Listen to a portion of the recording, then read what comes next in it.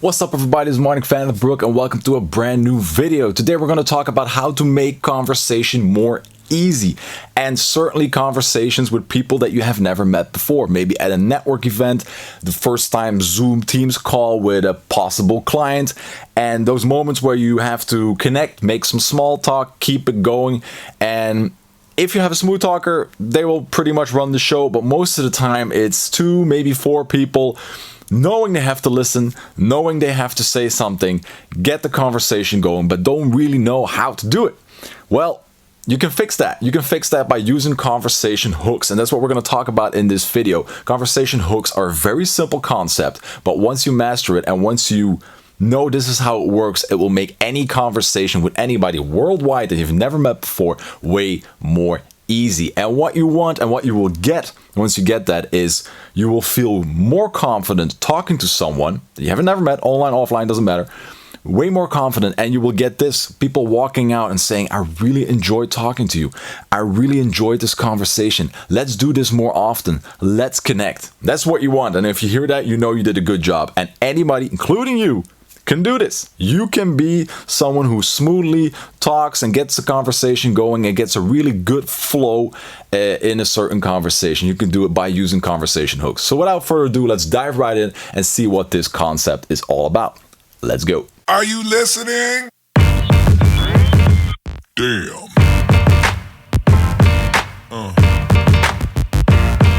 Yeah. Let's say I'm at a network event. You can also do this online in video call. Let's say I'm at a network event and I meet someone. Let's name him John. John, we have never met before, and you start the conversation like you've probably had a million conversations. And John will ask me a question you will get a lot, and it will be, Marnik, what do you do for a living? What do you do? And I can answer, well, I run my own company and we're active in the world of communication, storytelling, public speaking, things like that. That's a good answer. Could maybe add a bit more, but that's a good answer. Now, if John is a smooth talker and he really knows what he's doing, he can probe more for information and he will get the conversation going. But if John is not as experienced or is a bit nervous and doesn't really know what to say, I didn't give John a lot. Okay, run my own company, communication. And you can ask, what do you do in the communication? What's the name of your company? Things like that. And it could work, but it will already create that awkward vibe. And with conversation hooks, I mean, prepare yourself, because most of the time you get the same questions. Prepare yourself on adding extra information, not overloading your communication part with details and making a super long story that people lose interest, but entering strategically placed hooks and points that you know other people will care about and will want to know more about. To give you the example, John again asked me at the network event, Marnik, what do you do for a living? And I will answer, well, I run my own company called Stand Up Company, and I've been doing this for 7 years together with my wife, Natalie. Stand Up Company, the name comes from because I used to do a lot of stand-up comedy back when I was working in the fast mover consumer good world, and I noticed a lot of these storytelling comedy techniques really worked for me into the boardroom to get things done. So I was like, if they need it, other people will also need it, so let's start a business with it. And now I've been doing it for 7 years, all across Europe, working internationally. Now that's a longer answer, not overloaded with details, but see what I did there. I gave John the fact that I work with my partner, that we work internationally, even though we're from the small country, Belgium, but that we're immediately all across Europe, that the company is called Stand Up Company and based on back in the day when I was doing stand-up comedy, and that I used to work in the fast mover consumer goods world. That's a lot of hooks in there in that short answer that John, even though he's not experienced or a bit nervous, can do something with. Because I'm using this example because you get the question a lot, what do you do for a living? And just a couple of weeks ago, we're having dinner with 4 Johns, let's say, people I've never met in my life, and I gave the same answer to their question, what do you do? And it ended up in a conversation of 2, maybe 3 hours, super smooth, very nice talks. And what did people do? They asked, and what John will probably also do, is asked, oh, how is it working with your partner? Isn't that hard to separate private life from business life because you're always together? They asked me about comedy. How is that? I always dreamed about doing that, but never was able to take the step? Is it hard? How do you start with it? I was also in the fast mover consumer goods world. What brand did you work for? How did you go international? Because you're from Belgium. Most of the time we stay in our little country. How did you like expand immediately international? So many hooks for my conversation partners to dive in and to link their own stories to it, or ask questions that they always wondered. And before you know it, you don't have to be the center of attention, but before you know it, you have a 2-3 hour conversation and people will be like, whoa, I really enjoyed talking to you. That's the power of giving conversation hooks, making the life of your conversation partner more easy. And you can do this up front. There's so many questions in calls with clients, prospects, network events. You always get the same questions. So if you know you're going to get these questions at some point, prep yourself. What are possible interesting topics that you know that will trigger people into asking more and will be in their head like, whew, this is something I can talk about. Let's go. This is something I want to know something about. Or this is something that I'm also doing. Now I know Marnik is also doing it. Let's find some resemblance here, a common ground. Really works. So what are you answering? Are you giving the bare minimum information and then hoping another questioner is coming? Or are you giving more information but strategically placed information that you know will hook them into steering the conversation in a certain way? Ask yourself that question. I guarantee if you do these hooks, no matter how comfortable you are in keeping up the conversation going and interacting, it will help heaps. So that's conversation hooks, giving them. What are you giving your partner? Then you also have the finding them.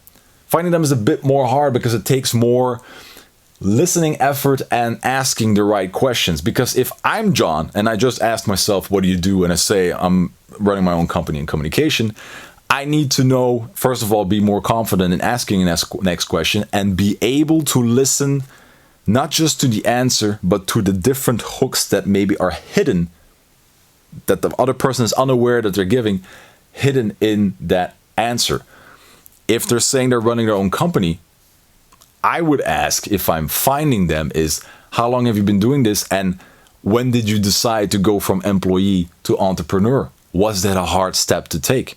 I know there will be a whole answer coming there of going back in time and being like, yeah, it was really tough because I've been working in, I don't know, the banking world for 20 years and I wanted to do something else. Under that, going, oh, banking, which bank? Or you could go into communication. Is it like the communicating conversation part, or are you more in like the agency world and doing communication for brands and PR and corporate affairs and things like that? No, we're active in communication conversation wise. So are we. What trainings did you follow? I'm just making this up at the top of my head, but see how I'm steering the conversation with these questions, and the moment they give me something I can dive into, I will take that. But you don't want to go all over the place that you're switching topics every second, but you do want to make sure that you find these hooks that you know the other person has an opinion about, has an experience about, gets excited about, and wants to talk about it. And once you found those hooks, John will keep the conversation going, I will keep the conversation going. Takes a bit more effort, better asking questions, listening better, but it will also help a lot. A little add-on, if you're online and you're like, how do I do that? It's pretty much the same thing. But you can go even further with online. If you really don't know what to say, you can also find a hook by just looking at their background. Most people don't blur out their background. If they're not blurred out and I really don't know what to say, I see things in the background. Maybe they have a, let's say, an Eames chair in the background. I'm like, whew, design chair. Are you into design? Love the chair in the background. Yeah, I'm really into interior. And my partner also, and we travel a lot. Hooks. They like to travel. Interior design. Eames chair. What more? That's something you can hook into and keep the small talk going. Maybe you see something from Star Wars in the background and they say, no, I'm not interested, but it's for my son. There you go. Son, Star Wars. They don't like Star Wars. What do they like? Not into movies. Family life. There's so much you can dive into to keep the conversation going. And the end goal is not to talk about Star Wars. It's to talk about the chair. The end goal is to get in, to get the conversation going, get that connection. And before you know it, you maybe started about talking about the chair or the Star Wars, and you end up talking about business, about services, about dreams, about vision, about purpose. It can go all over the place, but you got to have that entry point. And once everybody feels comfortable, like you do with your friends, then conversation will go easy, and that's what you want. Network event, online, clients, prospects. Conversation hooks, giving them, finding them. Start experimenting. Start with giving them and then move to finding them. And once you master both, no conversation will take any effort, and you will get those responses of people saying, I really enjoyed our talk. I really enjoyed this conversation. Let's connect. Hope this helps. I was Marnik van den Broek. Until next time, bye-bye. Are you listening? Damn.